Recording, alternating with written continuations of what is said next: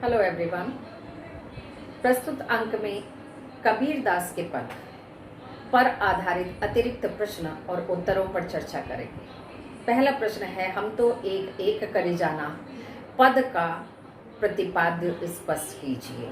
प्रस्तुत पद में कबीर दास ने परमात्मा को सृष्टि के कण कण में विद्यमान बताया है, ज्योति रूप में उसे स्वीकार किया है तथा उसकी व्याप्ति, उसकी उपस्थिति, उसकी व्याप्ति चराचर जगत में, पूरे संसार में दिखाई देती है।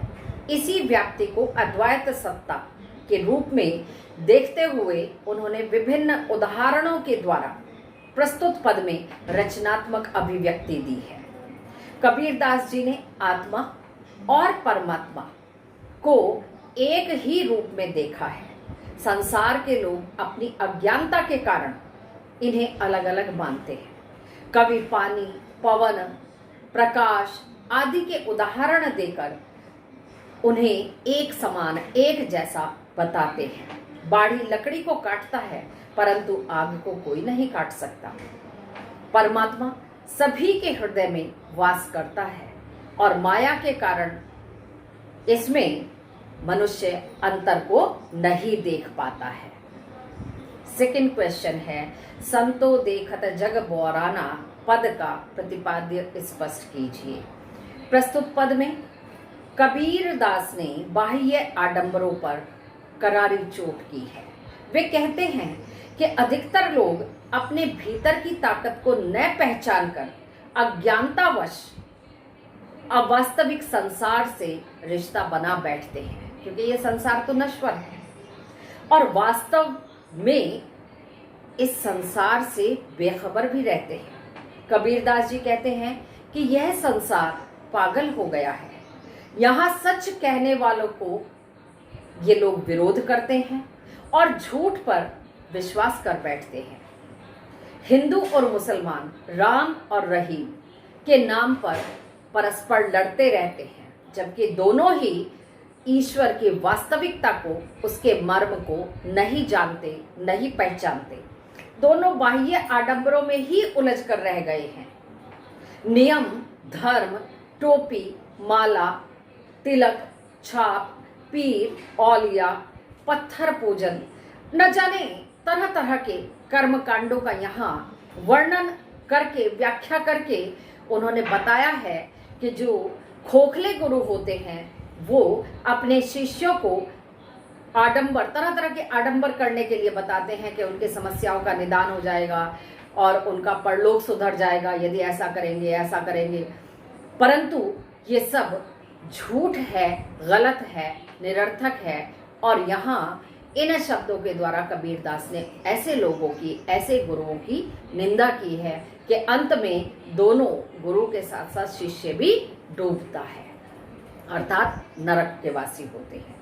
तीसरा प्रश्न है, ईश्वर के स्वरूप के विषय में कबीर दास जी क्या कहते हैं। ईश्वर के स्वरूप के विषय में कबीर दास ने कहा है कि ईश्वर एक है और उसका कोई निश्चित रूप, आकार, स्वरूप नहीं होता। वह सर्वव्यापी है।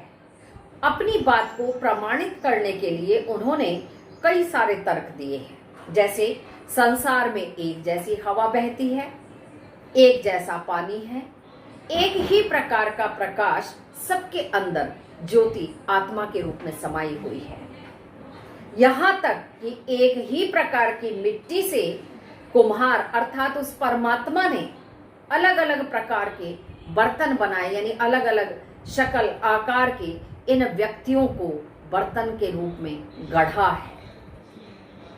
जिस प्रकार बढ़ई लकड़ी को तो काट सकता है परंतु अग्नि को नहीं अलग कर सकता, अग्नि को नहीं काट सकता, वैसे ही अर्थात मनुष्य का शरीर 5 तत्वों से मिलकर बनता है, धरती, आसमान, जल, अग्नि और वायु।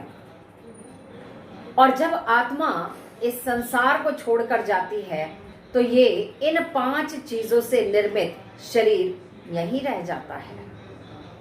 आत्मा सदैव बनी रहती है, वह नष्ट नहीं होती। नष्ट होता है केवल शरीर, क्योंकि यह जर्जर और पुराना हो चुका होता है। और आत्मा फिर नए शरीर में प्रवेश कर जाती है। जैसे कपड़े बदलते हैं ठीक वैसे ही आत्मा परमात्मा का ही अंश होती है, जो अलग अलग रूपों में सभी के भीतर समाया हुआ है। अतः ईश्वर एक है और उसके रूप अनेक हो सकते हैं। नेक्स्ट क्वेश्चन है, परमात्मा को पाने के लिए कबीर किन दोषों से दूर रहने की सलाह देते हैं?